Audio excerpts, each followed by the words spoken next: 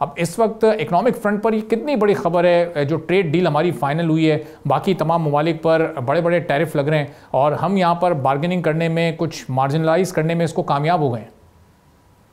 جی بہت بڑی خبر ہے۔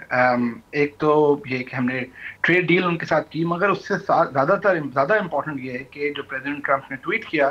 کہ وہ چاہتے ہیں کہ پاکستان میں یو ایس کمپنیز انویسٹ کرے آئل اینڈ گیس سیکٹر کے اندر، اور انہوں نے اس بات کا بھی ہائی لائٹ کیا کہ پاکستان کے اندر آئل اینڈ گیس کے بہت زیادہ انٹیپڈ ریسورسز موجود ہیں۔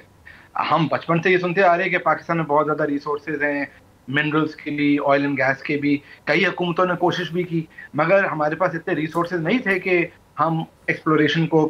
جاری رکھ سکے۔ تو اگر امریکن کمپنیز اور امریکن حکومت آ کر پاکستان میں انویسٹ کرتی ہے تو that's a very positive thing for Pakistan. دوسری جو بات ہے جس آپ نے بالکل درست بولا کہ پاکستان نے سکسیسفلی یہ جو ہے ٹریڈ ٹیرفس کی جو نیگوشیشن اس کو کمپلیٹ کیا ٹائم کے اندر۔ اس کا مطلب ہے ہماری ٹیم جو تھی، اکنامک ٹیم، وہ پریپیئرڈ بھی تھی، انہوں نے ہارڈ ورک بھی کیا۔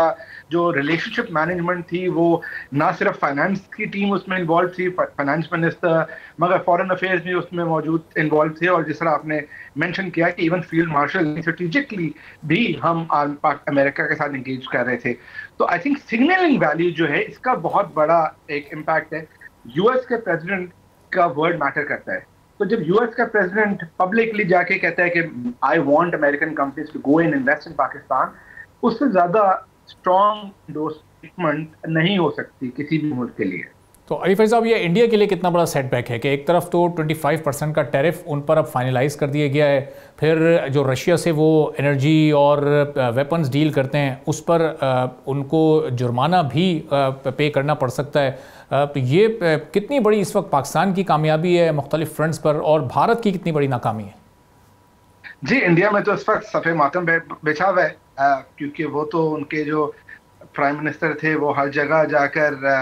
پریزیڈنٹ ٹرمپ کی تعریف شروع میں تعریفیں کرتے تھے، اور آج ان کی میڈیا پہ، ان کے ٹی وی پہ، ان کے ٹویٹر میں امریکہ کو اور خاص طور پر پریزیڈنٹ ٹرمپ کو بڑا ہی پرسنل تنقید کی جا رہی ہے، کیونکہ پریزیڈنٹ ٹرمپ نے حال ہی ٹیرف نہیں لگائے اور حال ہی انڈیا کو کال آؤٹ نہیں کیا کہ ان کا جو بیہیویئر ہے وہ بڑا ہپوکریٹیکل ہے۔ انہوں نے یہ بھی ایکسپلیسٹلی لکھا کہ انڈیا کی ڈیڈ اکانومی ہے، اور جس پہ آپ نے دیکھا ہوگا کہ انڈیا کے اپنے جو کانگریس کے لیڈر ہیں راہل گاندھی، انہوں نے بھی کہا کہ جی ہماری اکانومی تو ڈیڈ اکانومی ہے۔ تو انڈیا جو جا کے دنیا بھر میں یہ کہتا تھا کہ ہماری اکانومی میں انویسٹ کرو، آج یو ایس پریزیڈنٹ نے بھی اور انڈیا کے اپنے جو کانگریس کے لیڈر ہیں انہوں نے اس بات کا ایکسیپٹ کر لیا کہ انڈیا کی ڈیڈ اکانومی ہے۔ تو پاکستان کے لیے تو یہ ایک بہت ہی بڑی ون ہے، کیونکہ انویسٹرز ہمیشہ جب ریجن میں ایلوکیشن کرتے ہیں انویسٹمنٹ کی تو انڈیا میں بہت زیادہ ایلوکیشن جاتی ہے اور پاکستان میں مارجنل جاتی ہے۔ مجھے اس بات کا فل کانفیڈنس سے مجھے معلوم ہے کہ اس وقت دنیا کے جتنے بھی ایمرجنگ مارکیٹ فنڈز انڈیا میں انویسٹ کرتے تھے وہ اس وقت اپنی انویسٹمنٹ کے بارے میں ضرور ان کی رسک کمیٹیز جو ہے وہ سوال اٹھا رہی ہوگی کہ کیا ہم اس ملک میں انویسٹ کر سکتے ہیں جس کی اکانومی کو یو ایس پریزیڈنٹ کہہ رہے ہیں کہ ڈیڈ اکانومی ہے۔ اور ساتھ ساتھ یہی پاکستان کے لیے ایک اپرچونٹی کا ٹائم ہے کہ نہ صرف ہم اپنے ٹریڈ بڑھائیں امریکہ کے ساتھ، ہم وہاں سے زیادہ انویسٹمنٹ بھی لے کر آئیں۔ سبسکرائب کریں اور بیل دبائیں تاکہ کوئی خبر رہ نہ جائے۔